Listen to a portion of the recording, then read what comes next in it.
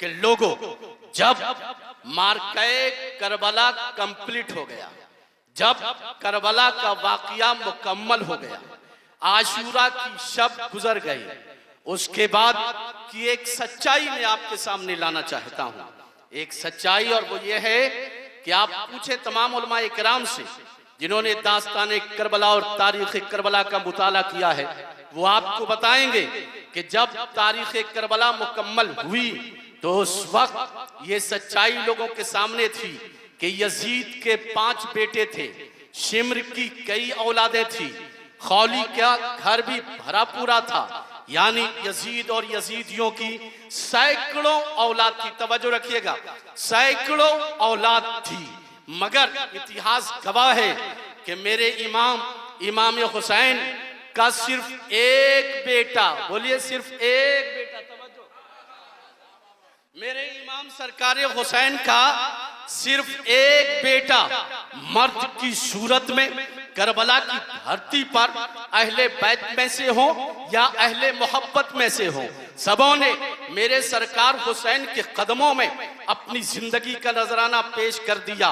बीमारी की वजह से 14 साल के हजरत ज़ैनुल आबिदीन वो मैदान करबला में नहीं गए, मर्द की सूरत में अहले बैत के खानवादे का एक चश्मो चराग इमाम ज़ैनुल आबिदीन बचे। पूरा मजमा दिल लगा कर कह दे सुभान अल्लाह। बचे एक शहजादे ज़ैनुल आबिदीन बचे, और इधर यजीद और यजीदियों की सैकड़ों औलाद थी, सैकड़ों औलाद थी। अब अगर इतना सा आप समझ गए तो अब मैं जो कहना चाहता हूं उस पे तवज्जो दीजिएगा और अपने मुकद्दर पे नाज करेंगे। ऐ लोगों, तारिक अनवर बरसों से डंके की चोट पर ये चैलेंज पूरी दुनिया को करता है कि एक हाथ पे सूरज और एक हाथ पर चांद रख लो और लेकर पूरी दुनिया का चक्कर काटो। जिस वक्त करबला का वाकया कंप्लीट हुआ, यजीद और यजीदियों के सैकड़ों औलाद थी, लेकिन आज पूरी दुनिया का चक्कर काटो, क्या कोई यजीद मिल जाएगा या यजीद का नाम लेने वाला मिल जाएगा या यजीद के घर का खानदान का कोई भी फर्द आपको मिल जाएगा? तो आप खुद ही कहोगे तारिक अनवर साहब कोई यजीद का नाम लेने वाला नहीं, कोई अपने बच्चों को यजीद का नाम रखने वाला नहीं, दादा अपने पोते का नाम रखना गवारा नहीं करता, नाना अपने नवासे का नाम रखना गवारा नहीं करता, कोई बाप अपने बेटे का नाम रखना गवारा नहीं करता। अलगराज यजीद और यजीदियों की सैकड़ों औलाद उस वक्त थी, लेकिन आज पूरी दुनिया में यजीद और यजीदी की कोई औलाद नहीं मिलेगी। लेकिन अल्हम्दुलिल्लाह खुश हो जाओ, मेरे इमाम और अहले बैत के जवानों को करबला में काटने के बाद यजीदी कुत्तों ने यह समझा था कि हुसैन की नस्ल मिट जाएगी, लेकिन अल्हम्दुलिल्लाह अल्लाह ने एक ज़ैनुल आबिदीन में इतनी बरकत दी कि आज एक मोहल्ला भी नहीं, कोई शहर भी नहीं, कोई आबादी भी नहीं, करबला में मेरे हुसैन का एक बेटा बचा था। आज पूरी दुनिया में कोई शहर नहीं बचा है जहां हुसैन के बेटे मौजूद ना हो, जहां हुसैन की औलाद मौजूद ना हो, जहां हुसैन का खानदान।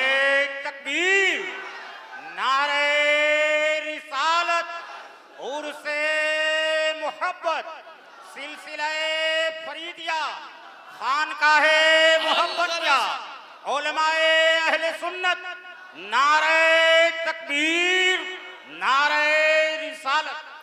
अलगरज एक इमाम ज़ैनुल आबिदीन है, अल्लाह की खुसूसी रहमतों की आमाज का, अल्लाह की खुसूसी बरकतों का मरकज, अल्लाह ने उनकी नस्ल में इतनी बरकत अता फरमाई, इतनी बरकत अता फरमाई कि आज पूरी दुनिया में हुसैन का खानवादा आबाद है।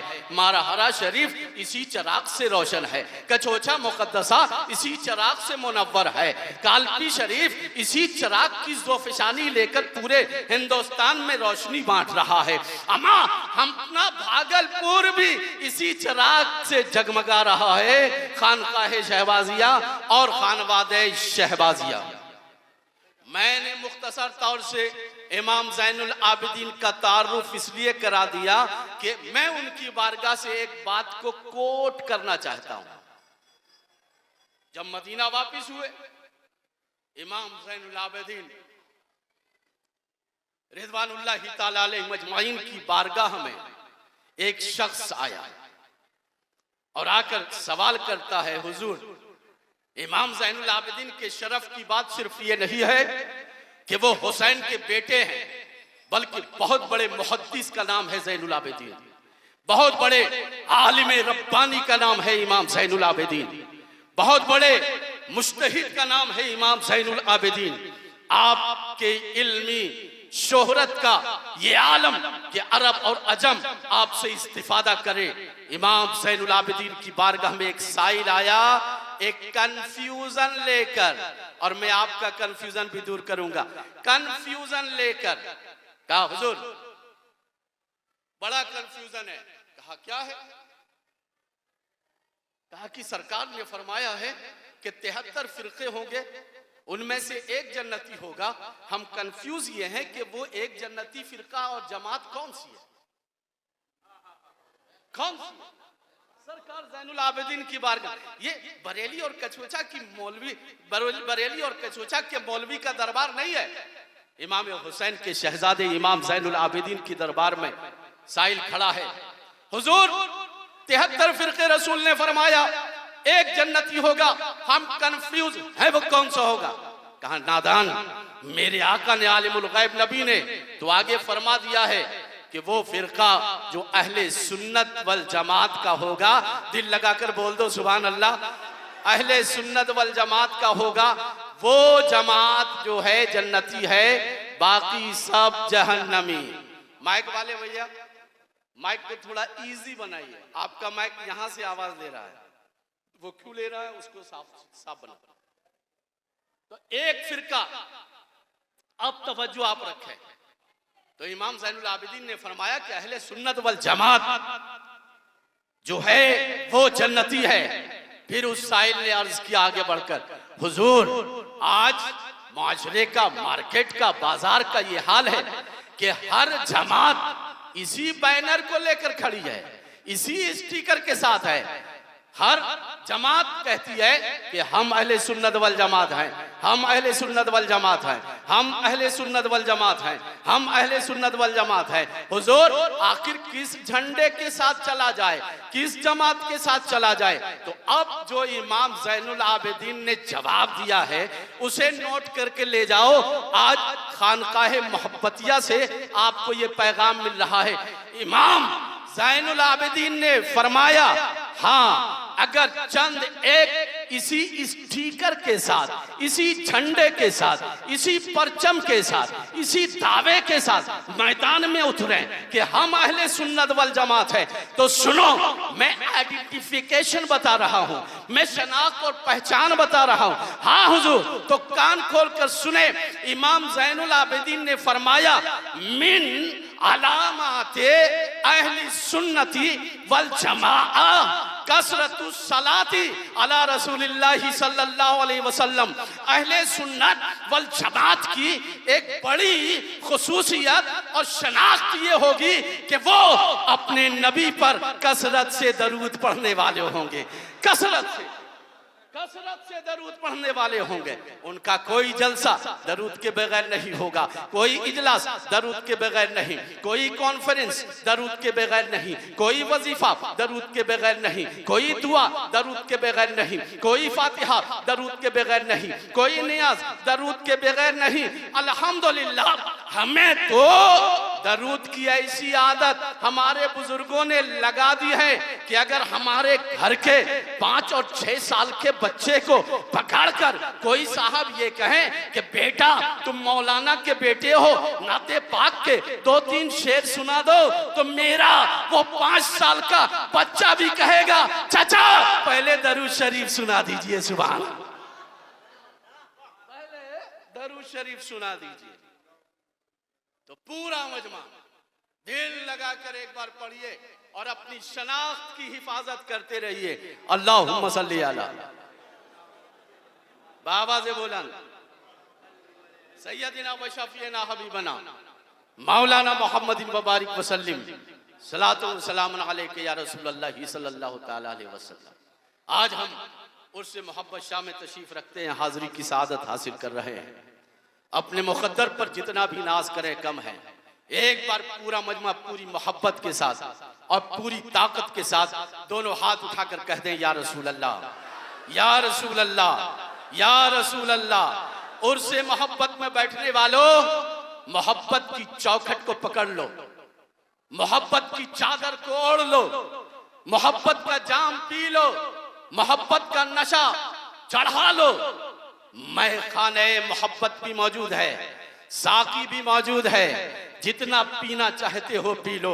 और जिस साहिब उर्स की इसमें बैठे हो ना, उनका मकाम, उनकी शान, उनकी अजमत, अल्लाहु अकबर। कुरान कहता है कि कूनू मअस सादिकीन, सच्चों के साथ हो जाओ।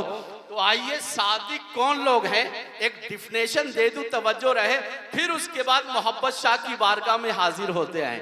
सादिक किसे कहते हैं? आप कहोगे तारिफ साहब जो बात करे सच्ची करे उसे सच्चा कहते हैं, उसे सादिक कहते हैं। जो बात करे ठीक ठीक करे, झूठ ना बोले, उसे सच्चा कहते हैं। हमने कहा ये मेरा पट्टा है, ये सच है।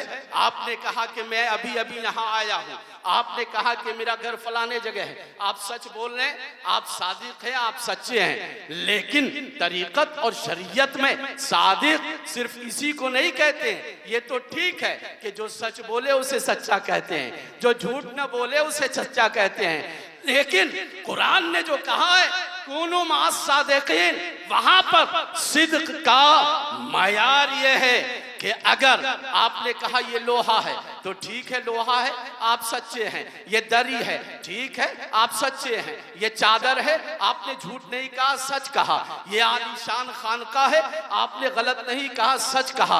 लेकिन सादिक का मकाम, जिसे अल्लाह सदाकत के मर्तबे पे फाइज करता है, उसके सिद्क का ये आलम होता है कि वो जब जब कहता है कि ये लोहा है, सच्चा माना जाता है। लेकिन अगर कभी मूड में आवे और मिट्टी को कह दे कि सोना है, तो अल्लाह उसकी लाज इस तरह रखता है कि मिट्टी को सोना बना देता है।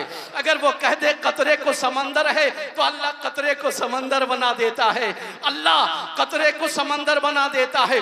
अगर कह दे कि ये बहरा है, बहरा नहीं है और बहरा है, तो अल्लाह उस वली की शान की हिफाजत फरमाता है और उसे सुनने वाला बना देता है। कोई अंधा आ गया सादिक की बारगाह में और सादिकीन की जबान से निकल गया, अबे बोलता क्यों नहीं है, बोल, और वो बोलने लगे तो समझ लीजिए कि ये सादिक सदाकत के मकाम पर फाइज है। अब आओ जरा अंदाजा लगाओ, वो एक गांव जो आप ही के आसपास में है, शायद तुलसीपुर की जगह है, अल्हम्दुलिल्लाह, वहां के लोगों ने कहा ये सादा सी सूरत रखने वाला, न जुब्बा है, न दस्तार है, न ताज है, न अमामा है, न कोई रोब है, न कोई ताब है, न कोई ठसक है, फकीराना लिबास में है, अरे इसके पास क्या हो सकता है। लेकिन जानने वाले जानते हैं कि हमें गुदड़ी में लाल हुआ करता है। और जो वाकई अल्लाह का वली होता है उसे ताज से मतलब नहीं, उसे जुब्बो दस्तार से मतलब नहीं, वो तो अपने रब की याद में मस्त होता है, अपने रब के इश्क में खोया रहता है, रसूलुल्लाह की जात में फिना होता है।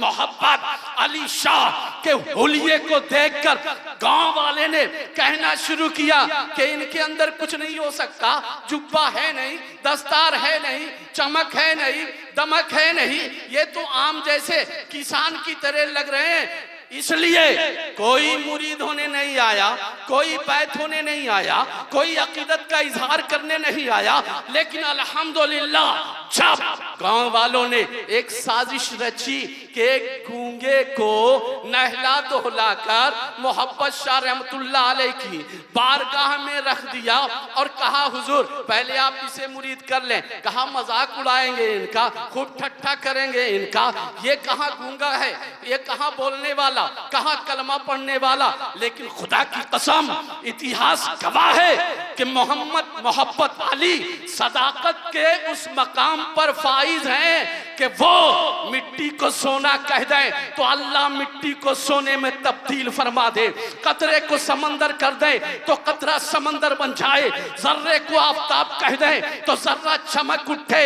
खुदा की कसम खुली आंखों से लोगों ने देखा मोहब्बत अली शाह ने जब उस गूंगे से, पैदाइशी गूंगे से माँ बाप और पूरा गांव उसके एक लफ्ज को सुनने के लिए बरसों से तरसता रहा, मुंह से एक लफ्ज नहीं निकला। लेकिन जब सादिक ने, जब अल्लाह के वली ने, जब मोहब्बत शाह ने उस गूंगे को ठोकर मारी, कहा बोल, बोलता क्यों नहीं है? खुदा की कसम पढ़ने लगा ला इलाहा इल्लल्लाह मुहम्मदुर रसूलुल्लाह। रिसालत उर्से मुकद्दस खानकाहे फरीदिया, नारे तकबीर, नारे रिसालत। ये है तरीकत में सदाकत का एक मकाम। जब अल्लाह के मुकद्दस वली उस मकाम पर फाइज हो जाते हैं तो फिर लक और दक अना सागर एक कटोरे में आ जाता है। ये वही जमात है जब इस मकाम पर वो फाइज हो जाते हैं तो अल्हम्दुलिल्लाह उनसे ऐसी ऐसी बातों का सुदूर होता है कि दुनिया हैरत ज़दा होती है। और अभी अभी अल्हम्दुलिल्लाह चंद घंटों पहले मुझसे इस खानवादे के चश्मो चराग हुजूर नाइबे सज्जादा अली शब्बर बाबू दामद बरकातुल कुद्सिया ने फरमाया कि तारिक साहब आप जिस साहिब उर्स की मजलिस में तशरीफ ला रहे हैं उस मोहब्बत अली की शान ये है कि बीमार आता शिफा पा जाता, गरीब आता अल्हम्दुलिल्लाह फरावानी नसीब हो जाती, मुसीबत ज़दा आता अल्लाह उनकी दुआ से मुसीबतों को दूर कर देता। और एक बहुत ही खूबसूरत और दिलचस्प वाकया आरा शरीफ में खानकाहे फरीदिया में जब लंगर चल रहा है और लोग खाना खा रहे हैं, एक कोढ़ी उस सफ में बैठा हुआ है जिसकी मौजूदगी की वजह कर शायद लोग ढंग से खाना भी नहीं खा रहे हैं, खाना भी नहीं खा रहे हैं। कुछ लोग हैं खा रहे हैं, कुछ फेंक रहे हैं, सब बेचैनी की आलम में है कि एक कोढ़ी सफ में बैठा हुआ, उसके साथ बैठना उठना कैसे करें। तो आपके हुजूर सरकार गुलजार मिल्लत ने फरमाया मोहब्बत अली तुम्हारे रहते हुए लंगर के दस्तरखान में ये तमाशा होगा, तुम क्या कर रहे हो? अब देखो मोहब्बत अली की शान कि जिससे लोग नफरत करें, जिसके साथ बैठना गवारा ना करें, जिसके साथ चलना गवारा ना करें। कोढ़ की बीमारी है, कहीं ऐसा ना हो कि कोढ़ का मर्ज उसे भी लग जाए। लेकिन अल्लाह का फकीर वो होता है जो अपनी जात को नहीं देखता, वो तो खल्क की बीमारियों को दूर करता है, तो वो तो अपने मानने वालों की बीमारियों को दूर करता। मोहब्बत अली शाह अपनी जगह से उठे, जिस कोड़ी के अगल बगल में लोग बैठना गवारा नहीं कर रहे थे, मोहब्बत अली शाह ने उसकी प्लेट में हाथ रखा और जो उसका फेंका हुआ टुकड़ा था उसे खाना शुरू कर दिया। मैं इधर खाना खत्म हुआ, उधर उस कोड़ी का कोड़ खत्म हो गया है। जब सब लोगों ने ये नजारा देखा तो खुदा की कसम मोहब्बत की सदाएं बुलंद हुई और लोगों ने मान लिया कि ये वो जात है जो सदाकत के अजीम शान मकाम पर फाइज है। जिस मोहब्बत अली की बारगाह में बैठे हो, मोहब्बत में बैठो, मोहब्बत से बैठो, मोहब्बत के साथ बैठो, मोहब्बत की चौखट पकड़ कर बैठो, मोहब्बत की चादर ओढ़ कर बैठो, मोहब्बत पी कर बैठो, मोहब्बत पिला कर बैठो। मैखाना भी है, जाम भी है, खुम भी है और साकी भी है, साहिब सज्जादा तशरीफ रखते हैं। और तारिक अनवर का ये जुमला नोट करो जो शेर की सूरत में है, कहा होगा किसी ने किसी और के लिए, लेकिन तारिक अनवर को आज दरबार मोहब्बत अली शाह में ये दो मिसरे नजराने के तौर पर पेश करने की सआदत हासिल हो रही है कि मोहब्बत। पूरा मजमा दिल लगाकर सुभान अल्लाह, पूरा मजमा दिल लगाकर सुभान अल्लाह। मोहब्बत अली शाह के इंट्रोडक्शन में मैंने अपनी नाकिस मालूमात के मुताबिक जो चंद बातें बताई, लेकिन फिर भी मैं कहता हूं कि लोगों, मोहब्बत को समझना है तो ना से खुद मोहब्बत कर। मोहब्बत को समझना है तो ना से खुद मोहब्बत कर। किनारों से कभी अंदाजे तूफान नहीं होता। मोहब्बत अली शाह की शान क्या है, उनका मकाम क्या है, खुदा की कसम जो वहां से फैज याफ्ता हैं वो जानते हैं। तुम भी आओ, अदब के साथ आओ, इंशाअल्लाह नवाजे जाओगे। मोहब्बत के साथ आओ, इंशाअल्लाह नवाजे जाओगे। शेख तरीकत तशरीफ रखते हैं, शेख मुरीदीन यहां तशरीफ रखते हैं। शेख का फैजान आपको कब मिलता है और कितना मिलता है? मुरीदीन 1000 है, लेकिन आप बताओ क्या फैज सबको उतना ही मिलता है? किसी को ज्यादा है, किसी को कम है, किसी को थोड़ा है, किसी को कोई महरूम है। तो आखिर ये तब्दीली, ये बदलाव, ये ऊंच नीच क्यों? तो सुनो, पते की एक बात बताता हूं। अगर पीरो मुर्शिद से, शायख से फैज़याब होना चाहते हो तो शिकवा और शिकायत ने फैज़याब होना चाहते हो तो बुजुर्गों ने फरमाया है, सूफिया इकराम ने फरमाया है, एक शख्स को अपने शायख का उतना ही फैजान मिलता है जितना के उसके अंदर क्या होता है, वो मैं बता रहा हूं। जितना कि जैसे मैं अपने शेख से इतना लगाव रखता हूं कि मेरे अंदर का जज्बा ये बोलता है कि अगर शेख ने इशारा किया तो मैं 2 लाख रुपए महीना कमाता हूं, 1 लाख रुपए तो सरकार के कदमों में डाल दूंगा। ये जज्बा रखता हूं कि अगर पूछ लिया तो 2 मकान हमारे पास है, 1 मकान तो मैं शेख पर लुटा दूंगा। अगर आपके अंदर ये जज्बा है कि अगर हुजूर ने हमसे महीने में 2 दिन मांगा लेकिन खानका की खिदमत के लिए हम 1 हफ्ता दे देंगे, ये जज्बा है, याद रखो फैज पाने का पैमाना ये है कि मुरीद के दिल के अंदर शाइख पर जानो दिल से लुटने का जितना जज्बा होगा, शाइख का उतना ही फैजान तुम तक पहुंचेगा, शाइख का उतना ही फैजान तुम तक पहुंचेगा। और अगर देखना चाहते हो तो आओ, मैं दिखाऊं एक छोटी सी मिसाल। कभी आप दिल्ली तशरीफ ले गए? दिल्ली गए भैया? दिल्ली जाना हुआ आप लोगों का? क्या हुआ, डर लग रहा है आपको क्या? बोले ना भाई। ये हो सकता है कि अभी यूसीसी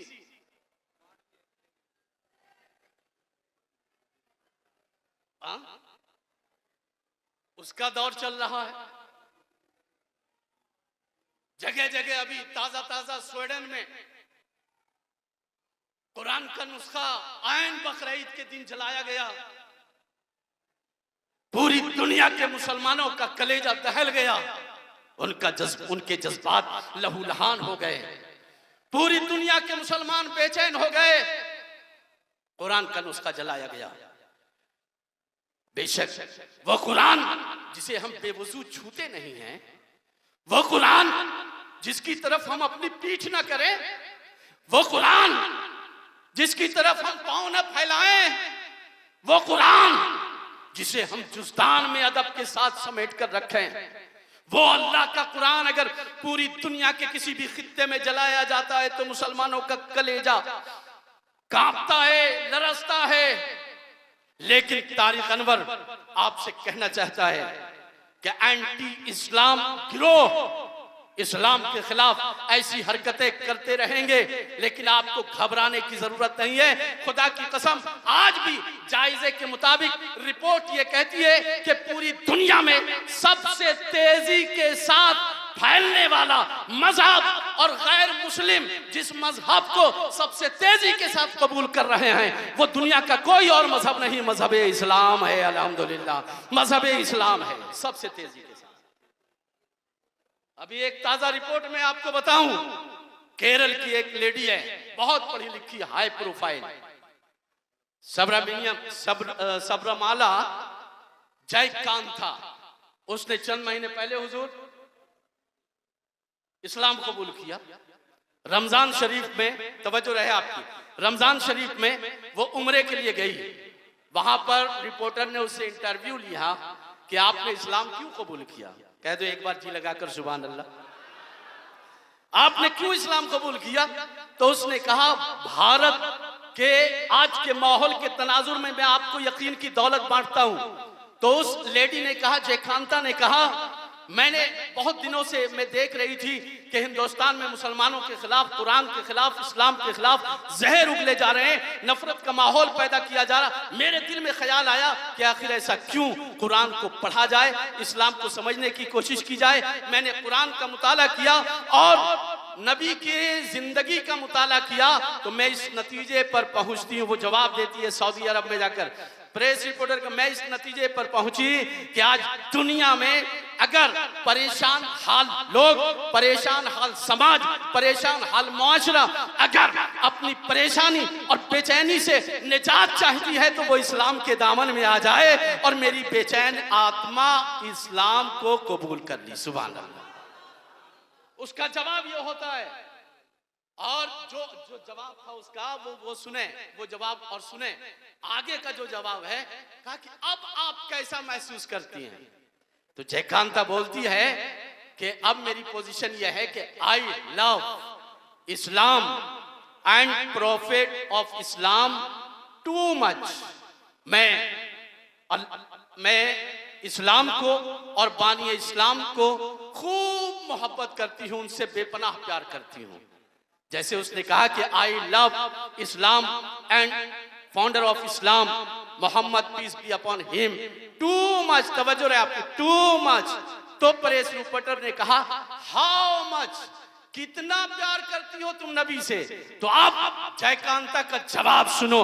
वो कहती है, I love prophet of Islam Muhammad peace be upon him more than my self. मैं अल्लाह के रसूल से अपनी जान से भी ज्यादा मोहब्बत करने लगी हूं, अपनी जान से भी ज्यादा प्यार करती हूं। खुदा, इसलिए ये मत घबराओ कि इस्लाम के खिलाफ ये आवाजें उठ रही हैं।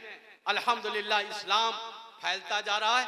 आपका रिश्ता इस्लामी मराकिज से मजबूत हो, आस्थानों से मजबूत हो, औलिया इकराम के कदमों से मजबूत हो, बुजुर्गाने दीन से मजबूत हो और कंफ्यूजन के शिकार ना हो। तो दिल्ली आप गए हैं, आखिरी बात चंद मिनटों में कह रहा हूं, दिल्ली आप गए, आखिरी बात, तो हजरत अमीर खुसरू मुरीद हैं हजरत महबूब इलाही के, और उनको ये मकाम दिया उनके पीरो मुर्शिद ने। गुलाम है ना, अमीर खुसरू मुरीद है, गुलाम है, लेकिन मकाम क्या दिया महबूब इलाही ने कि जब तक तुम मेरी बारगाह से फैज़याब नहीं हो सकते, जब तक कि तुम मेरे मुरीद के बारगाह में हाजिरी ना दे दो।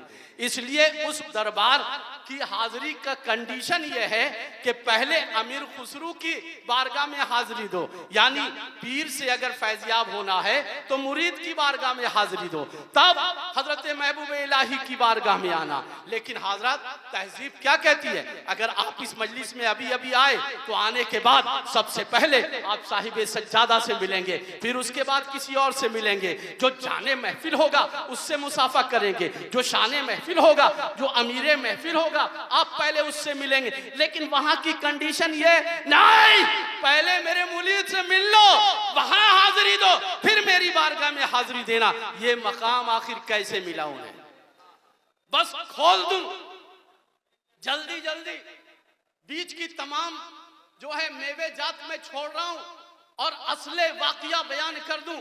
अमीर खुसरू कहीं बादशाह के साथ सफर से वापस आ रहे थे और रास्ते में उन्होंने मैदान जंग में कसीदा कहा।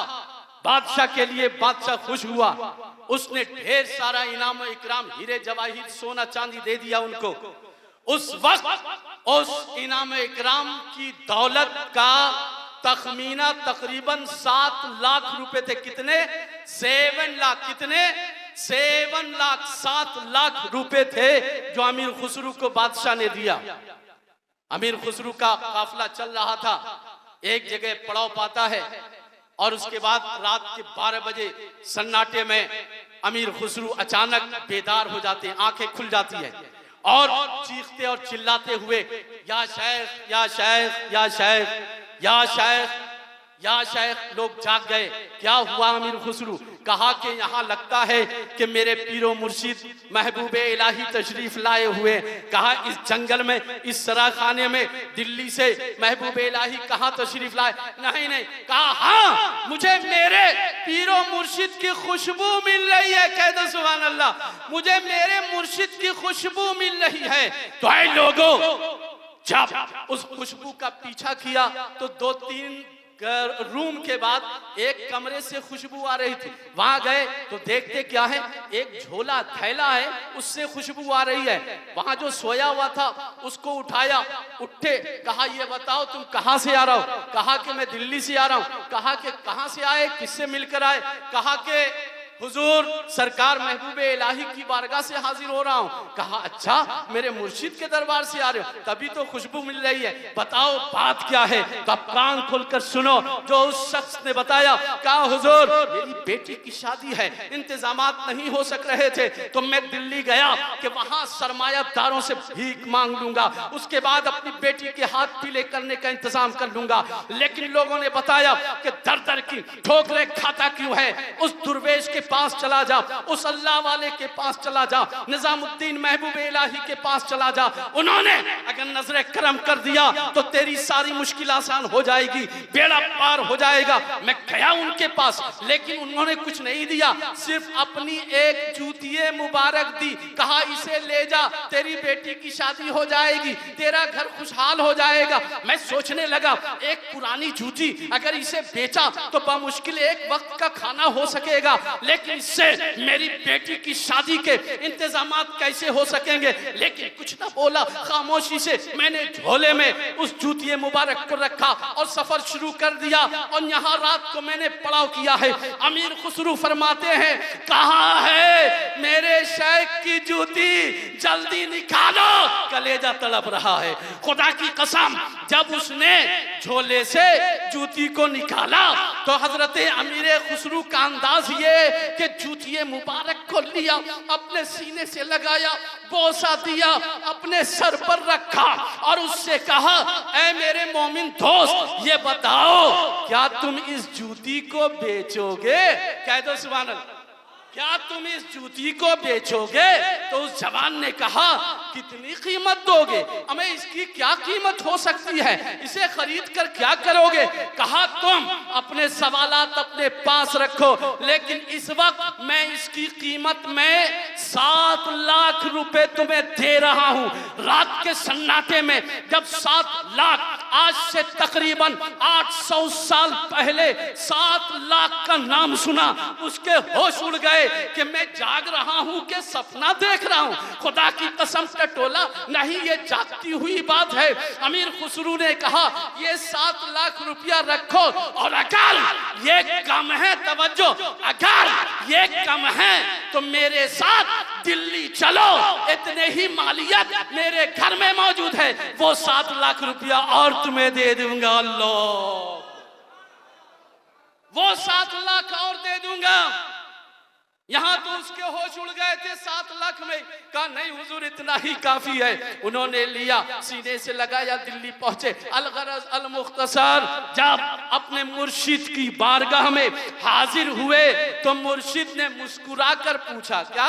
मुस्कुरा कर पूछा, हमें नौजवानों, हमें मुरीदों, अगर शेख के होंठ पर तुम्हें देखकर मुस्कुराहट आ जाए तो समझ लो तुम्हारी दुनिया मुस्कुराने वाली है, तुम्हारी कब्र मुस्कुराने वाली है, तुम्हारी आखिरत मुस्कुराने वाली है। अगर पीर की पेशानी पर खुशी की लकीरें दिखाई दे तो समझ लो कि तुमसे तुम्हारा मुर्शिद भी राजी है, तुमसे तुम्हारा नबी भी राजी है और तुमसे तुम्हारा खुदा भी राजी है।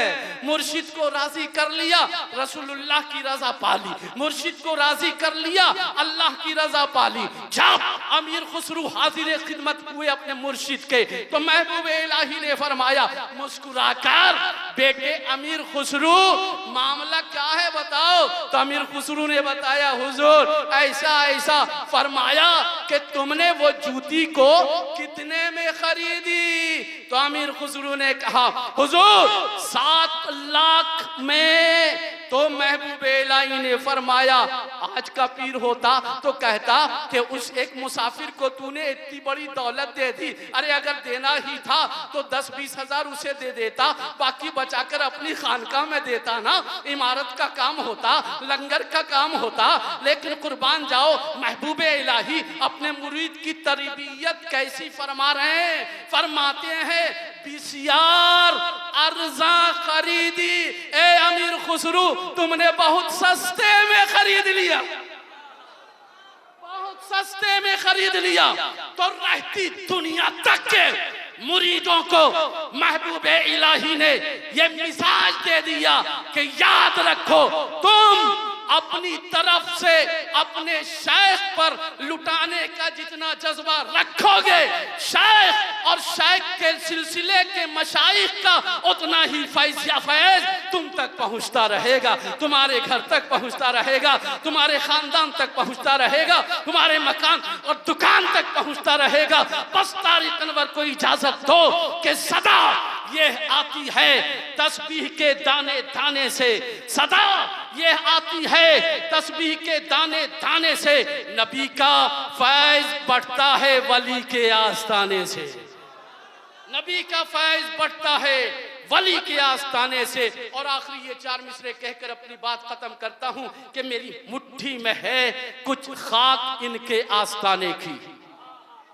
ले दिल लगाकर पूरा मजमा दोनों हाथ उठाकर कहे या रसूल अल्लाह, और जिंदगी के साथ या रसूल अल्लाह, या रसूल अल्लाह। मेरी मुट्ठी में है कुछ खाक इनके आस्ताने की। मेरी कोई औकात नहीं, मेरा कोई स्टेटस नहीं, लेकिन जब कतरा समंदर में शामिल हो गया तो अब किसी की मजाल नहीं कि उस कतरे को आंख दिखा सके।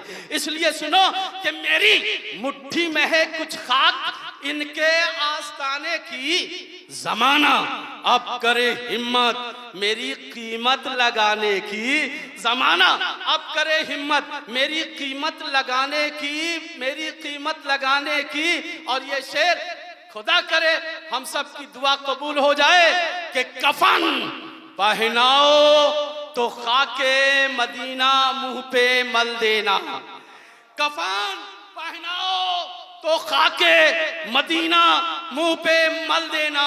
यही बस एक सूरत है खुदा को मुंह दिखाने की। वाखिर दावाना अल्हम्दुलिल्लाहि रब्बिल आलमीन। अस्सलाम वालेकुम।